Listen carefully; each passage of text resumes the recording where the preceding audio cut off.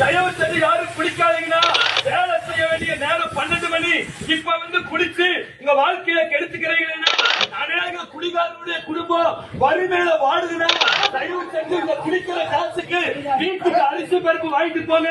சமூக வலைதளங்களில் வைரலாகி கொண்டிருக்கும் காணொளியை தான் நாம் இப்பொழுது பார்த்து கொண்டிருக்கிறோம். மதுபான கடையின் வாசலில் நின்று 2 கரத்தை எடுத்து கும்பிட்டு தயவு செய்து குடிக்க வேண்டாம் என்று கதரும் கிறிஸ்தவ போதகரைத்தான் நாம் பார்க்கிறோம். கோயமுத்தூர் பகுதியை சேர்ந்த ஜெபசிங் ஃபெலிக்ஸ் என்ற போதகர் மதியம் 12 மணி அளவில் தன் ஆவியில் பக்தி விருத்தி அடைந்து மதுபான கடை வாசலில் ஏராளமான குடிமகன்கள் நின்று கொண்டிருந்த போது வருவாய் தருணம் இதுவே என்ற பாடலை கண்கள் கலங்க பாடியவாறே அழைக்கிறார். மேலும் மதியம் 12 மணி மும்முரமாக வேலை செய்ய வேண்டிய இந்த நேரத்தில் மதுபான கடையில் நின்று உங்கள் வாழ்நாளை வீணாக்க வேண்டாம் என்றும் இங்கு செலவழிக்கும் பணத்தை உங்கள் குடும்பத்துக்கு செலவு செய்யுங்கள் என்றும் கதரும் காட்சிகள் நம் கண்களை குளமாக்குகிறது.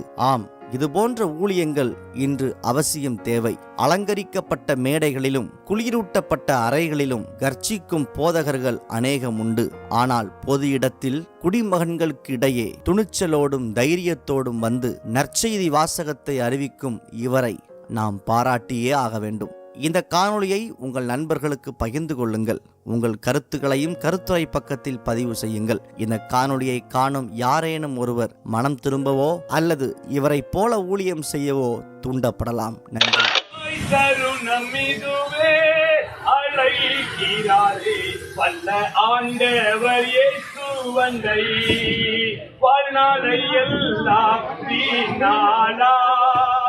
வருத்தத்தோடு கழிப்பது ஏன்? வந்தவர் பாதம் சரணடைந்தார், வாழ்வித்து உன்னை சேர்த்துக் கொள்வார். வருவாய் தருணம் இதுவே, அழைக்கிறாரே வல்ல ஆண்டவர் இயேசு வந்தை. இந்த குடிப்பழக்கம் உங்களுக்கு மாத்திரமல்ல, உங்க பிள்ளைகளுக்கு உங்க குடும்பத்துக்கு சேர்த்து பாதிப்பு. தயவு செஞ்சு யாரும் குடிக்காதீங்கன்னா, வேலை செய்ய வேண்டிய நேரம் 12 மணி.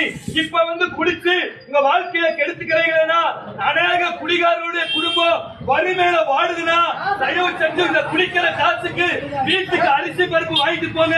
உங்க பிள்ளைகளை படிக்க வைங்க. நாங்க சர்ச்சிலிருந்து வரோம். இந்த குடிப்பழக்கத்திலிருந்து நீங்க வெளிவரணும்னு நினைச்சீங்கன்னா எங்களுக்கு தொடர்பு கொள்ளுங்க.